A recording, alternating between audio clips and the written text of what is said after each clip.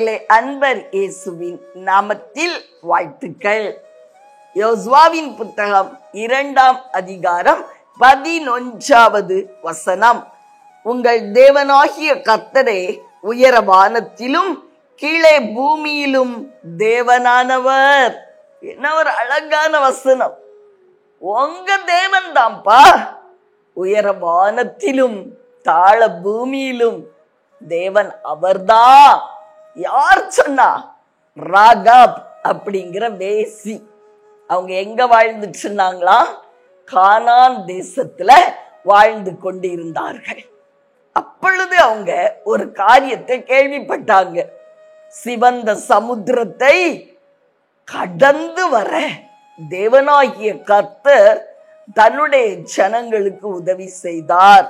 வெட்டாந்தரையில நடந்து வருவது போல சமுத்திரத்தின் மத்தியிலே அவர்கள் நடந்து வந்தார்கள். மாத்திரம் அல்ல, வனாந்திரத்துல எமோரியனின் 2 பலமிக்க ராஜாக்களாகிய ஓக் இன்னும் சீகோன், இந்த ராஜாக்கள் எல்லாம் முறியடித்தார் தேவன். இதெல்லாம் கேள்விப்பட்டு அவங்களுக்கு ஒரே பயம் உண்டாயிற்று. எங்க இருதயம் எல்லாம் கரைந்து போயிற்று அப்படின்னு ராகாப் சொல்றாங்க. பிரியமானவர்களே, நம்முடைய தேவன் அப்படிப்பட்டவர் தான். அவர் செய்கிற பராக்கிரமமான காரியங்களை பார்த்து உங்களுடைய சுற்றத்தார், உங்களை குறை சொன்னவங்க, உங்களை நிந்திச்சவங்க, உங்களை அவமானப்படுத்தினவங்க, உங்களை அற்பமா எண்ணினவர்கள் இந்த நாட்களிலே ஒரு காரியத்தை கண்டுபிடிப்பாங்களாம்.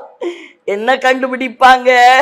உயர வானத்திலும் கீழே பூமியிலும் இவங்க விடாம பற்றி கொண்டிருக்கிற தேவனே தேவனானவர், அவர் பராக்கிரமம் நிறைந்தவர்ங்கிறத கண்டுகொள்வார்கள். பிரியமானவர்களே, அப்படிப்பட்ட அதிசயங்களை தேவன் உங்களுடைய வாழ்விலே செய்ய இருக்கிறார்.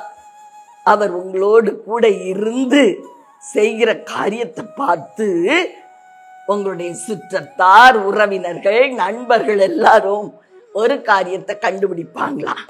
தேவன் உங்க மேல அன்பா இருக்கிறார் அப்படின்னு அறிந்து கொள்ளும்படி பெரிய காரியத்தை செய்வார். அன்னைக்கு இஸ்ரவேலருக்கு அப்படியான காரியங்களை செய்து எதிராளிகளுடைய இருதயமெல்லாம் தைரியம் இழக்கும்படி செய்த தேவன் இன்றும் உங்களுக்கு அதே அற்புதத்தை செய்வார். நம்பிக்கையோட இருப்பீங்களா? தேவனை உறுதியா பற்றிக்கோங்க. உயர வானத்திலே அவரே அல்லாமல் தேவன் இல்லை, கீழத்தாழ பூமியிலே அவரை அல்லாமல் வேறொரு தேவன் இல்லை.